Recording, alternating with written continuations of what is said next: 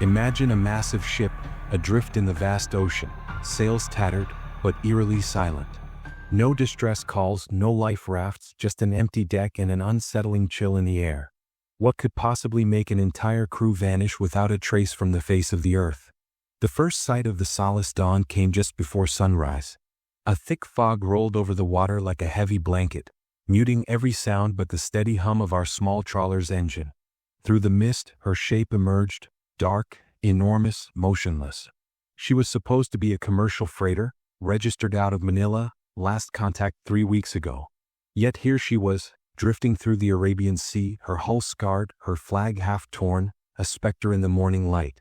Ethan Vale, that's me, maritime documentarian, thrill chaser, and sometimes a fool for mysteries best left alone.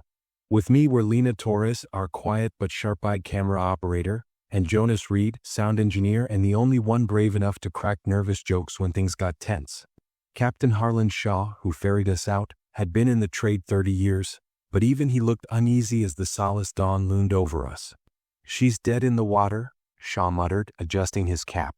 "No lights, no response on radio. I don't like it." Neither did I. The ocean was calm, unnaturally so, and the air carried that metallic tang right before a storm, though the skies were clear. Lena was already filming, capturing slow, sweeping shots as we approached. The fog seemed to thin just enough to reveal the ship's name scrawled along the side. Solace Dawn, letters streaked with rust.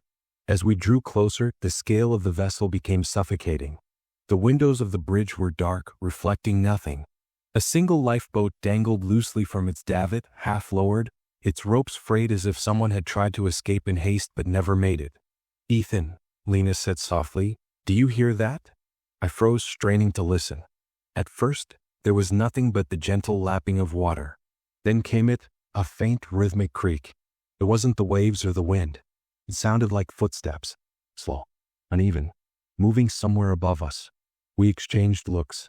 Shaw shook his head, pale beneath his tan skin.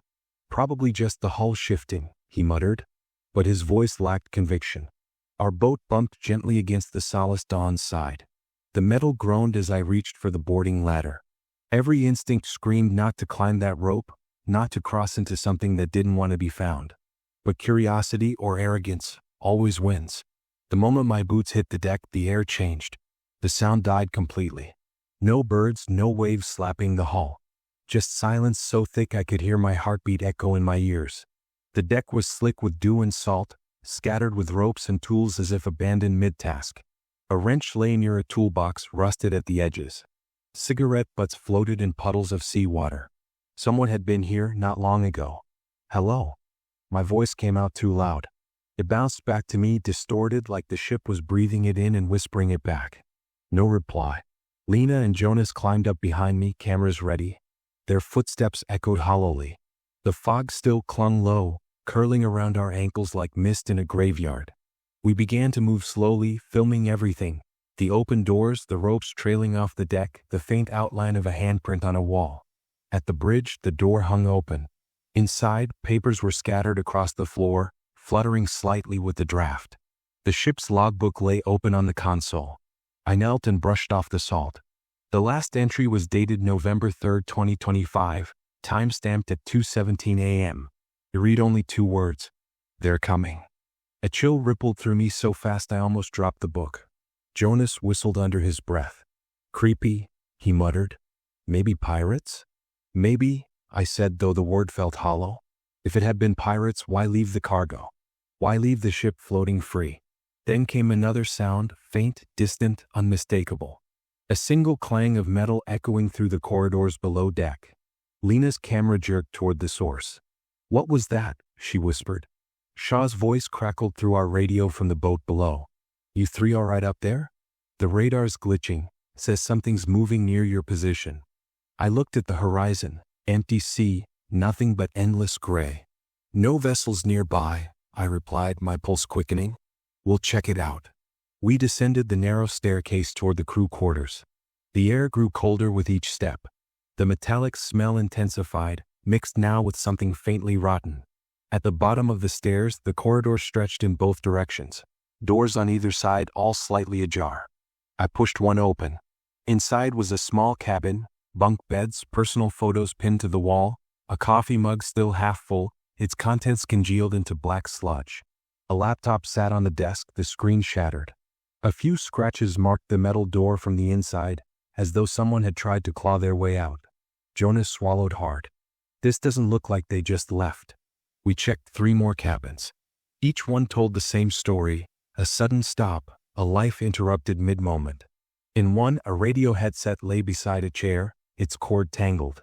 In another, a book was opened to a page describing shipwrecks and hauntings at sea. Then, from the end of the corridor, a sound, a faint shuffle like fabric dragging across metal. Lena's flashlight flickered, catching a shadow disappearing around a corner. She gasped, spinning the camera toward it. "Did you see that?" I did. For a split second, there had been movement, not mechanical, not accidental. Human. We moved cautiously, every step loud in the quiet. When we reached the corner, the hall beyond was empty. Only a hatch door stood open, leading down into the cargo hold. I hesitated. "We go together," I said, voice low. The descent was slow. The light from above faded quickly, replaced by darkness so complete it seemed alive. Our flashlights barely cut through it. The air was damp, thick with mildew and rust. At the bottom, the vast hold stretched before us. Containers stacked high, ropes swaying slightly though there was no wind. Something dripped steadily from above, echoing like a ticking clock. Jonas stepped forward, his recorder blinking red. "I'm picking up interference," he said. Static like. A whisper bled through the silence, faint but distinct, crackling through his headset. A single phrase. "Don't follow." He ripped the headset off, stumbling back. It talked. It actually... Lena swung her light around wildly. "Who's there?" Nothing. Only the echo of her own voice bouncing back. Then, somewhere above, a heavy thud, as if something massive had dropped onto the deck. The entire ship groaned, metal bending under unseen weight. Captain Shaw's voice came over the radio again, panicked this time. "Ethan, I'm reading motion all over your position. Get out of there. Now." I stared up into the darkness. A part of me wanted to run. Another part, the foolish part that always gets people killed in stories like these, whispered that whatever was here didn't want us to leave yet. Lena's camera light flickered again, and for the briefest instant I saw it. A figure at the far end of the hold, standing perfectly still, watching us. When the light steadied, it was gone. The silence returned, but it wasn't the same. It felt aware. That's when I realized the Solace Dawn wasn't abandoned. It was waiting. For a long moment, none of us spoke. The silence pressed in like a living thing, heavy and suffocating. My heart pounded in my ears, echoing against the hollow steel walls of the cargo hold. Lena's camera light trembled in her hands, its beam cutting across crates stacked like tombs in the dimness. Jonas stood pale, staring at the spot where we'd seen the shadow vanish. I forced my voice to steady. "We need to get back to the deck," I said. "Whatever's here, we regroup topside." We climbed the narrow ladder, each step groaning under our weight. The air grew thinner as we ascended, and I could swear I felt the ship breathing beneath us, a low vibration that wasn't the sea. When I reached the deck, the fog had thickened again, curling around the railings like fingers. Captain Shaw's voice crackled faintly through the static. "Ethan, you're still on that thing?" His voice broke, distorted by interference. "You need to leave. The radar's gone crazy, something circling you out there." I looked out over the dark waves. Nothing. Just the endless gray of sea and mist. But the uneasy sway of the Solace Dawn made my stomach twist. The ship felt off balance, as though something unseen shifted deep within her hull. Jonas was muttering under his breath, fiddling with his audio recorder. "There's interference even without a signal," he said. "Like a low-frequency hum, constant, almost." He stopped, frowning. "Almost like breathing." Lena was filming again, moving slowly across the deck. The camera caught fragments, the tattered flag snapping weakly, a broken compass near the helm, and something that made my throat tighten. A handprint on the bridge door. It was wet. Fresh. "Jonas, check this," I said, crouching beside it. The print was small, maybe from a woman's hand, streaked downward as though it had slipped. Around it, the salt on the metal had been disturbed recently. "But how?" Lena whispered. "We're the only ones here." We pushed open the bridge door and stepped inside. The room was a wreck. Instruments smashed, dials shattered, the navigation charts shredded and scattered like confetti. The glass from the control panel crunched beneath my boots. But amid the chaos, one thing stood out. The ship's intercom system, old, rusted, but still powered. A single red light blinked slowly, the transmit button wedged down. Jonas leaned closer, frowning. "It's live." The speakers hissed softly. Then, faintly through the static, a whisper. Not words, just breath. Long, uneven, almost rhythmic. Lena turned to me, her voice barely audible. "Ethan, that's coming from below." Before I could answer, the door behind us slammed shut. Art. The sound rang through the room, sharp as gunfire. Jonas spun around. No, no, no, I didn't touch that." He ran to the door, pulling at the handle. It wouldn't budge. I felt the air pressure shift, subtle but real, like the ship itself exhaled. The temperature dropped. I could see my breath in the faint light. The intercom crackled again, and this time a single word came through, low and broken, stretched into static. "Stay." Lena's eyes widened. "Ethan, please tell me that was just a glitch." "Record everything," I said, though my throat felt dry. "Whatever this is, we're documenting it." The lights flickered once, twice, and then went out. The bridge plunged into blackness. Only Lena's camera light remained, a pale circle cutting through the dark. Something brushed against my arm, soft, cold, like damp fabric. I flinched, swinging my light, but there was nothing there. "Let's move," I barked. Jonas pried the door open with his shoulder, and we spilled out into the corridor, gasping for air. The fog outside had crept into the ship now, rolling through the halls like a living mist. We made our way down toward the galley. The faint smell of rot and brine grew stronger with every step.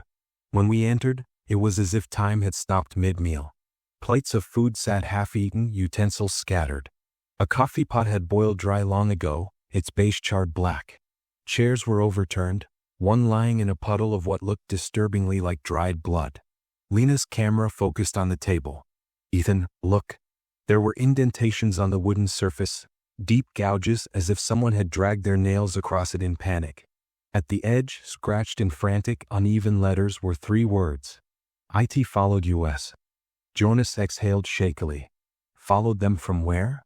Before I could answer, a sound came from the hall, faint, dragging, like something heavy being pulled across the floor. Lena turned toward it, but the camera flickered again, the image warping. For a split second, I saw a shape reflected in the galley window, tall, thin, standing just behind Jonas. When I spun around, it was gone. He froze. "What?" "Nothing," I lied. "Let's move to the engine room. Maybe we can power the systems and send out a beacon." We descended further into the ship. The deeper we went, the more wrong it felt. Walls damp, the smell of oil mixed with salt and decay. The hum Jonas had mentioned earlier was louder now, resonating through the metal like a pulse. The engine room was a labyrinth of pipes and machinery, all silent.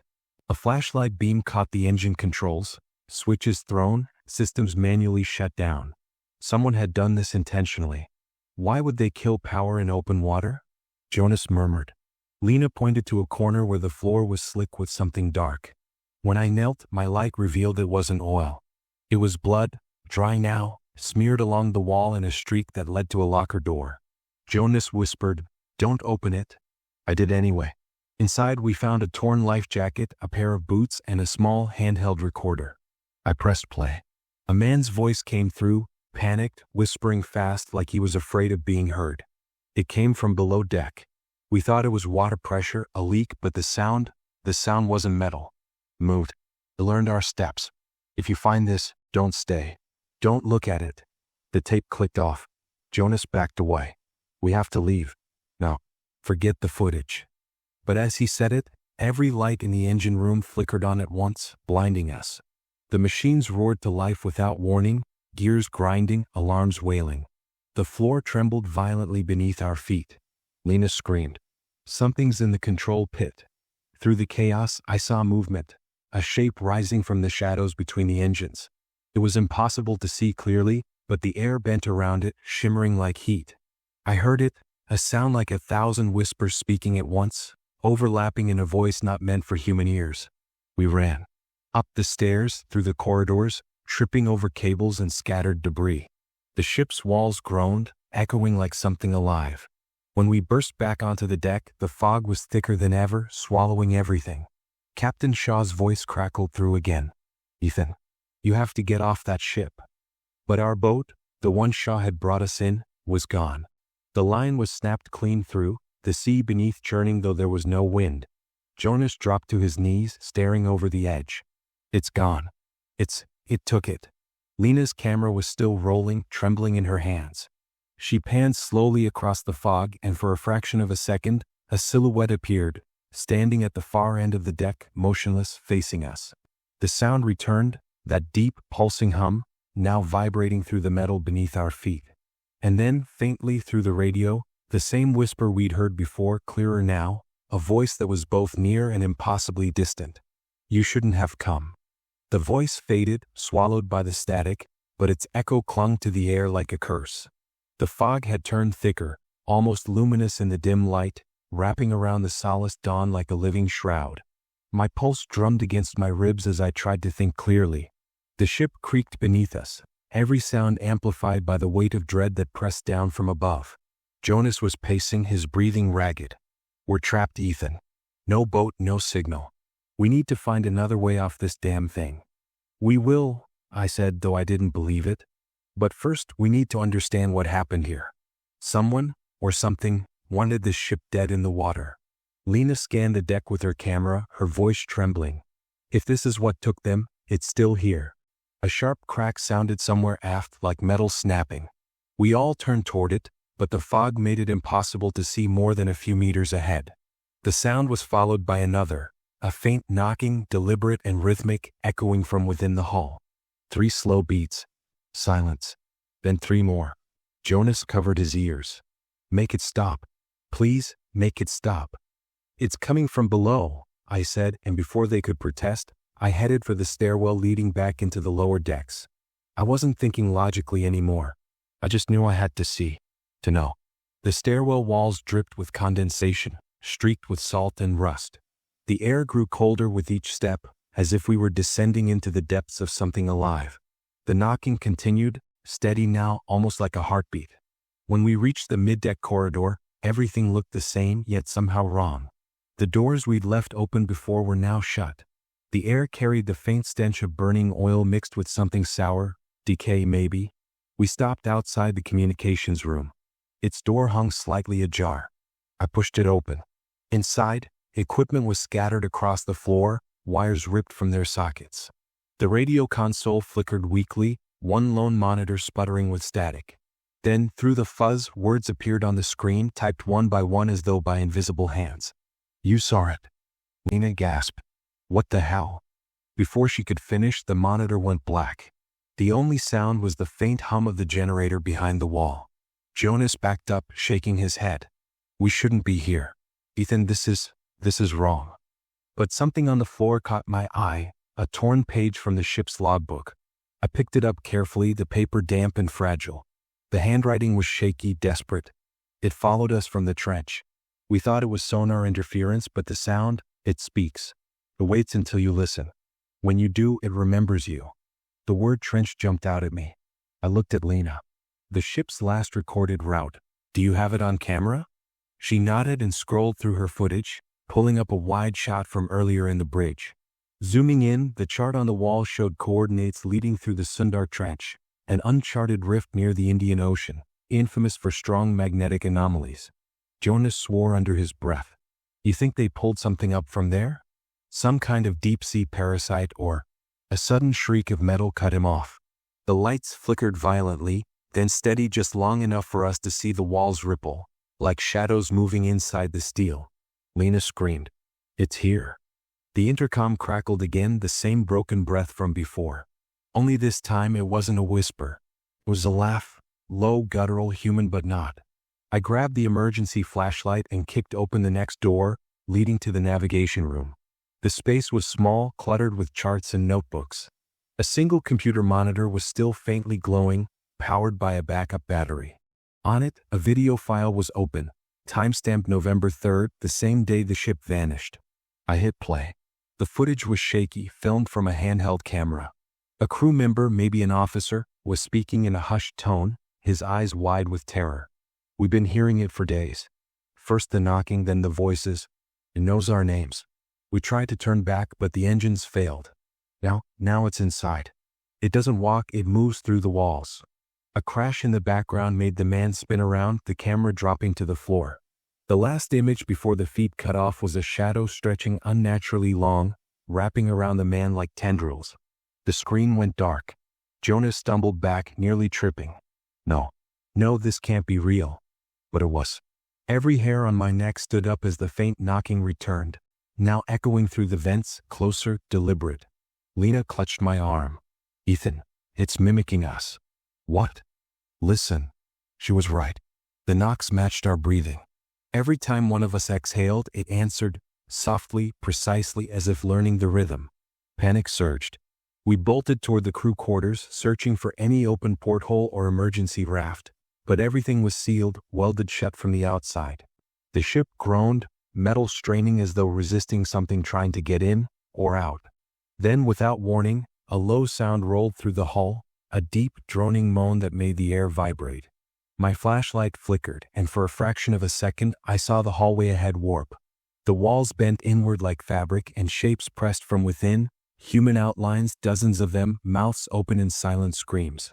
Jonas shouted and fired a flare gun toward the corridor. The red light burst, painting the walls in blood color. The figures vanished, leaving only scorched metal behind. What the hell is this thing? He gasped. I don't know, I said. But it's not just haunting this ship, it's part of it. Lena's camera beeped suddenly. Low battery. She reached into her bag for a spare, but froze mid-motion. Her light had caught something near the stairs, a puddle of water spreading slowly, though the deck was sealed. The puddle rippled as if something beneath was breathing. Then out of the center, a shape rose, black, fluid, vaguely human. No eyes, no features, just a shifting void that hissed like the sea itself. Jonas fired another flare, but it passed through the thing like smoke. The creature rippled, then vanished, leaving behind a sound, a whisper from everywhere at once. We are the deep. The lights above us exploded, showering sparks. The corridor plunged into chaos. We ran, the ship groaning beneath our feet, the hum rising into a deafening roar. When we burst back into the open air, the fog had thinned, but the horizon was wrong. The sea around us churned in slow, unnatural spirals, pulling the solace dawn toward the center of a massive whirlpool. Shaw's voice screamed through the radio, barely audible through static. You're being dragged, get to the helm. You have to steer her out. We sprinted to the bridge, slipping on the wet deck. The wheel spun wildly as if something unseen had taken control. Jonas grabbed it, trying to lock it in place, but his hands froze mid-grip. His eyes widened, pupils dilating. Jonas, I shouted. He didn't answer. His skin had gone pale, lips trembling. Then he spoke, but the voice wasn't his. The sea keeps what it's given. The fog surged in again, swallowing us whole. The fog wrapped around us like a living thing, curling through the railings, swallowing sound and light alike. Jonas's words, the sea keeps what it's given, still echoed in my head, though the voice that had spoken through him wasn't his own. He stood motionless at the helm, eyes empty, lips quivering with silent words. Jonas, I said carefully, stepping closer. Can you hear me? He didn't answer. The ship creaked beneath us, the faint groan of shifting metal rising from somewhere below. Lena aimed her camera at him, her voice shaking. Ethan, he's not blinking. Then, without warning, Jonas turned his head. His movements were stiff, unnatural, like something learning how to control him. It's waiting, he whispered, his voice raw. It remembers the ones who listen. Before I could respond, his eyes rolled back and he collapsed. I rushed forward, kneeling beside him. His pulse was there, weak but steady. Yet something felt wrong. His skin was cold, like the temperature of the sea itself had sunk into him. We need to get him off this ship, Lena said. I looked out over the water. The fog was still thick, endless, smothering. There was nowhere to go. The small rescue boat Shaw had brought us in was gone, swallowed by the ocean. We were trapped. Help me move him inside, I said. We carried Jonas to the galley, laying him on one of the benches. The once familiar room felt different now, heavier, darker, as if the shadows had grown denser. I could hear faint creaks beneath the deck, rhythmic and slow, like the pulse of something massive below. While Lena checked Jonas's breathing, I searched the nearby lockers for anything useful. Most were empty, but one held a binder, old, water-stained, its label barely legible. It was a maritime record, a compilation of incidents involving ships lost at sea. I flipped through the pages. Dozens of cases, each eerily similar. Vessels found adrift, no survivors, no distress calls. Crew logs cut off mid-entry. Every ship had passed near one place, the Sundar Trench. Lena looked up. That trench again. Yeah, I muttered.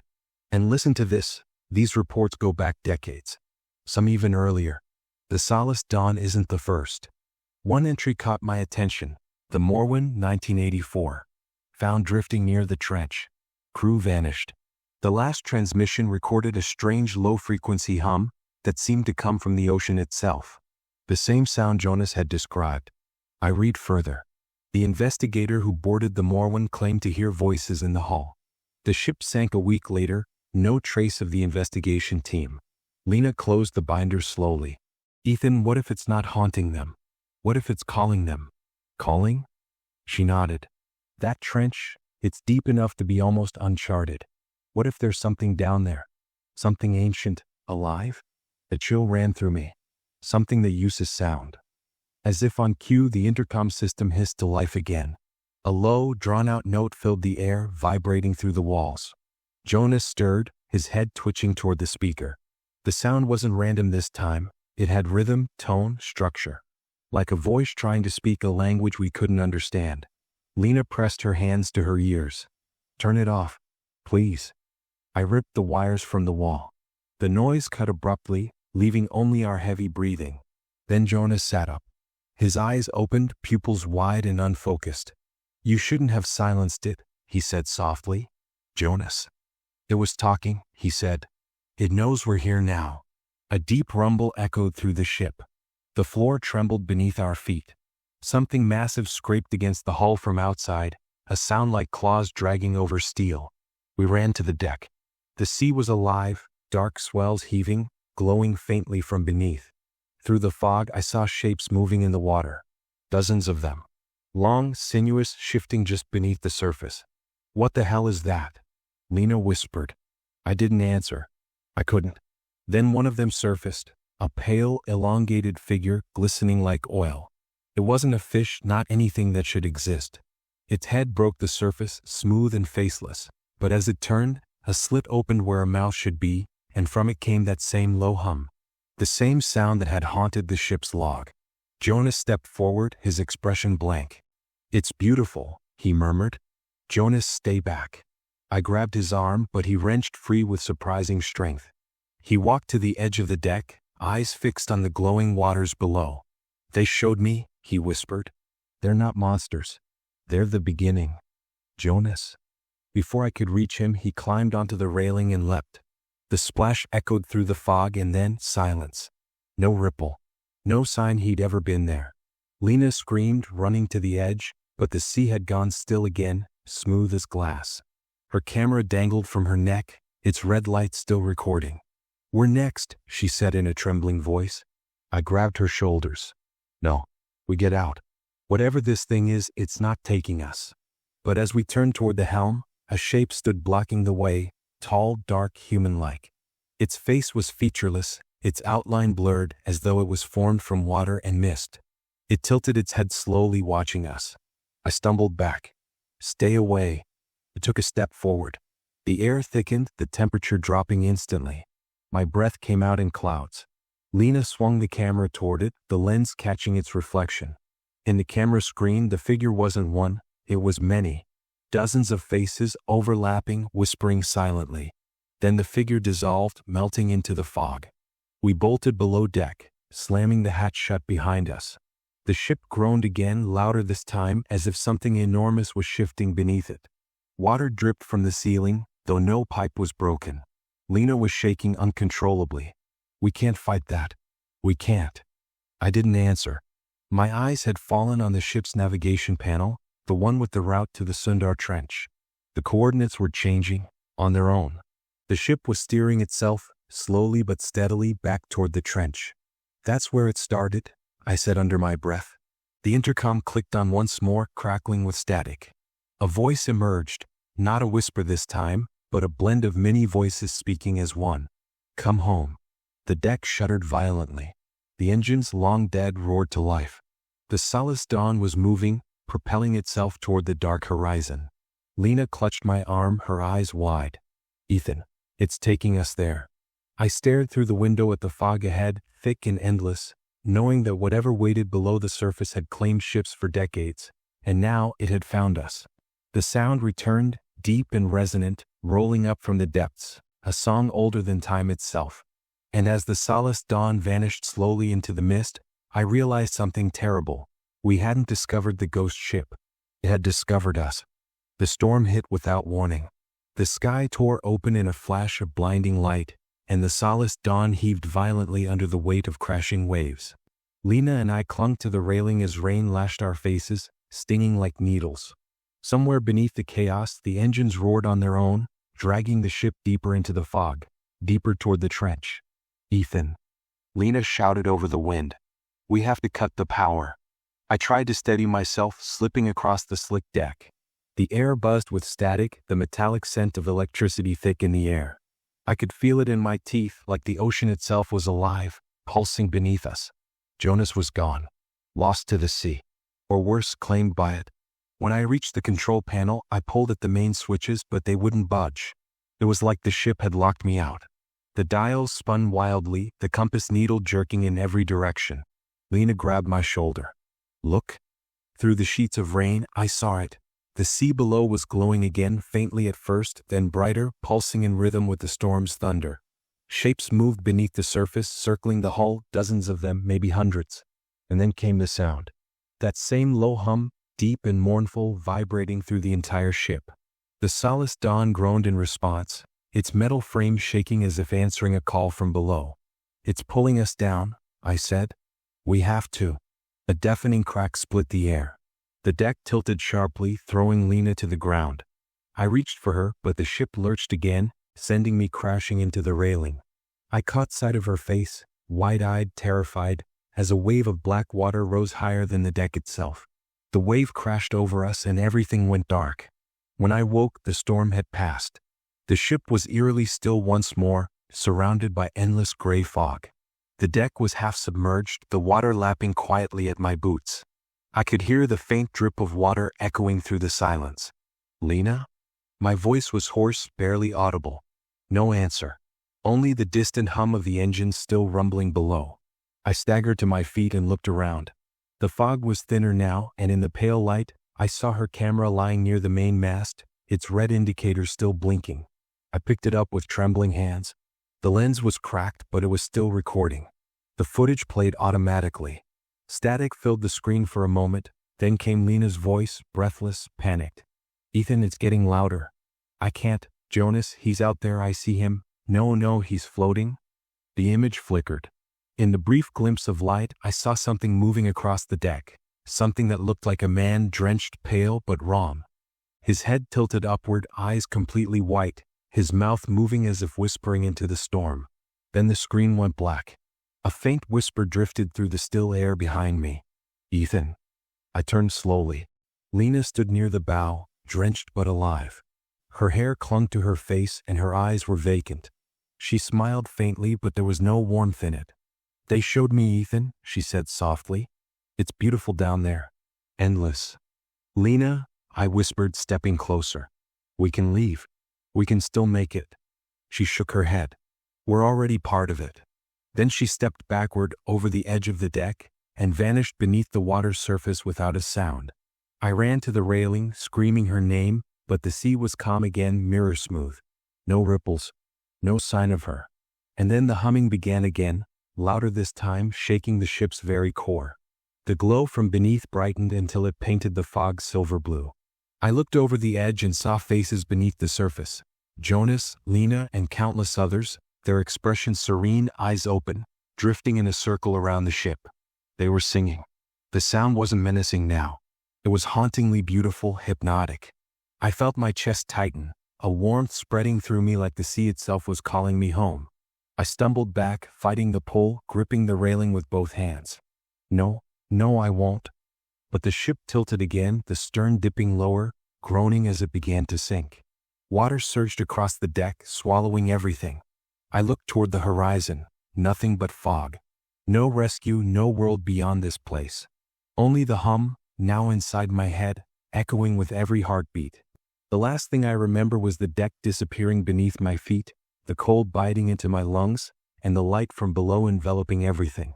Found footage transcript, November 24, 2025.